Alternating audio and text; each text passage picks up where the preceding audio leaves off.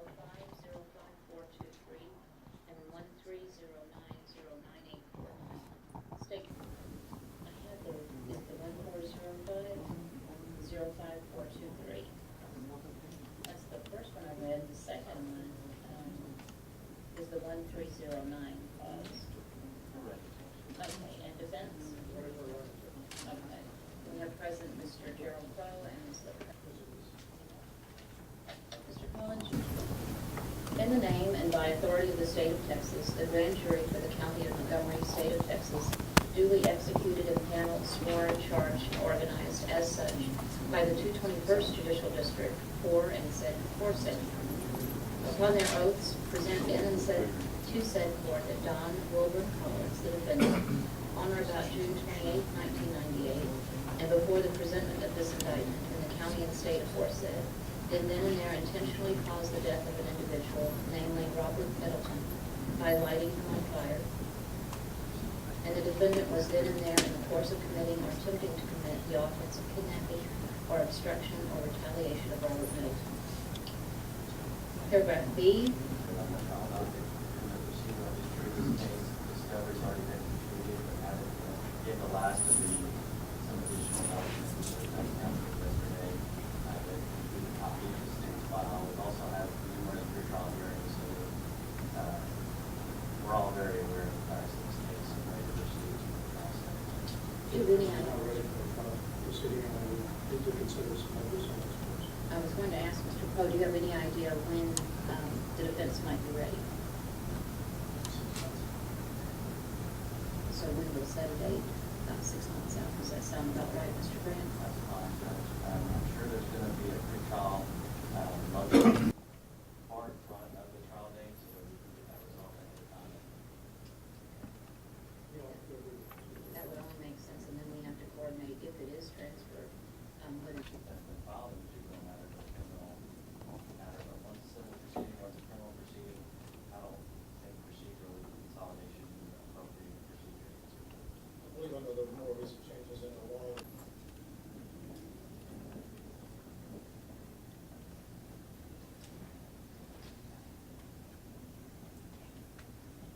The 15th is on a Thursday. The 5th would be that first week. Week of January.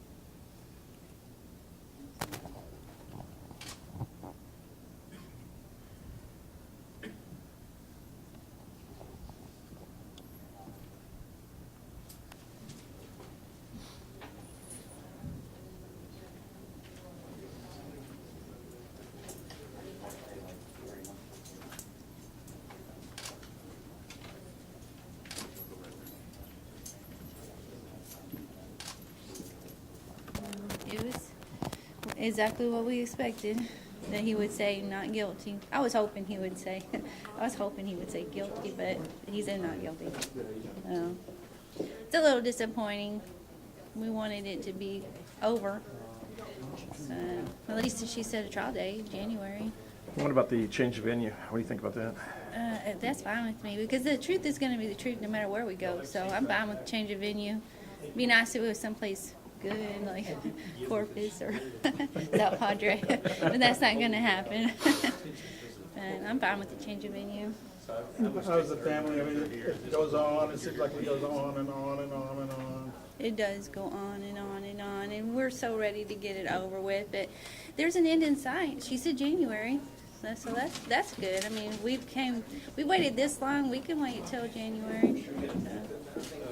Does it get to that you've gotten to the, or I guess, did you ever think when you were going through all of this that you get to this point where he was arraigned, he entered a plea, they set a trial date? Does it feel some relief that you've been able to get to this point? It is. There were quite a few years, because I'd heard the statute of limitations had expired. So there were quite a few years where I thought, well, I just can't believe nothing's going to ever happen. You know, we're just going to have to wait till we die for justice. But yeah, I thought for a lot of years we would never get to this point. You have a good time at the seminar? Jimmy.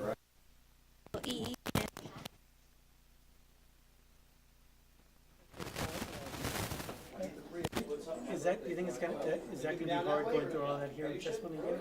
Or just everything you've gone through to this point, has been so hard that the trial is not going to be anything or do you expect that to be difficult once it actually gets to trial? It is going to be difficult. We never get used to it. We never get used to, and then we get to a point where we don't think about it all day, every day, and then we have to kind of relive it all over again. It's really hard when I stop and I think just how much Robert suffered and how much he went through. We never get used to that. And the pictures, it's been a while since I've looked at any of the pictures of Robert, especially right after he was first burned. So, that's going to be hard. I mean, they've got a January court date. I mean, just sitting here waiting now till January, kind of almost on pins and needles, waiting for that date. What do you think? We've gotten used to that. We just force ourselves to try not to think about it. Really try not to think about that because there's nothing we can do. You'll make yourself crazy if you sit around thinking about it all day long and just waiting and waiting. So we're pretty good at the wait. We can do that. 6 months is nothing. We've waited 16 years. Scott? You would? All right. Name and title, please. I'm Phil Grant, Philgrant. I'm the first assistant district attorney here in Montgomery County, Texas. So he pleaded guilty. Realistically, they're asking for a change of venue. How long is that going to delay? Well, the judge gave us a trial date of January 5th of 2015. We set a pretrial hearing date in October to talk about the things like the change of venue and maybe have a hearing on that motion. If she grants the change of venue motion in October, we don't think we'll have any problem still meeting that January 5th timetable. So she gave us a extended timetable to make sure that we could take care of all those pretrial motions and still give us a trial date that we felt like we could all reasonably make. Do you think that the change of venue motion, if once that's filed and argued, how realistic do you think that would be granted, or do you think that is there a good chance that the case could be transferred to another jurisdiction? Well, this case has had a tremendous amount of pretrial publicity, and that's always a concern. Our preference is always to try our cases here in Montgomery County with our citizens in the jury box, but we feel confident that if the judge does grant the change of venue motion, that we'll be able to present this case effectively no matter where we are in Texas. What do you think is going to be, because this is the case that it's been so many years since the crime happened, and it's so many years that this was being litigated, going through the system. What's going to be the most difficult part, do you think, as far as once you get the trial, as far as what will be the most difficult aspect, do you think, of the case?